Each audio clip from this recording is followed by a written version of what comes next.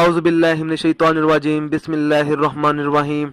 अस्सलाम वालेकुम नाज़रीन हज़रात, आज मैं आपको बताऊंगा शुगर से निजात का एक अमल।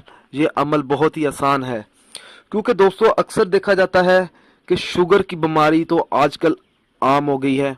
हर दूसरे शख्स को शुगर की बीमारी है और ये शुगर की बीमारी बहुत ही ख़तरनाक है, ये जानलेवा है। अब तो बड़ों को छोड़ो, बच्चों में भी ये बीमारी पाई जाती है। हर दूसरे बच्चे में शुगर की बीमारी आम है। तो शुगर की बीमारी से निजात किस तरह हासिल की जाए? अगर शुगर का मरीज़ डॉक्टर के मुताबिक अगर कोई मेडिसिन यूज़ कर रहा है तो वो मेडिसिन भी खाए और अल्लाह की कलाम भी करे। ये अल्लाह की कलाम है।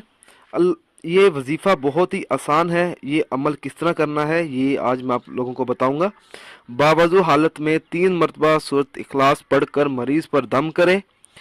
अव्वल व आखिर 11-11 मरतबा दूध पाक भी पढ़े। दिन में 3-3 मरतबा मरीज़ पर दम करे।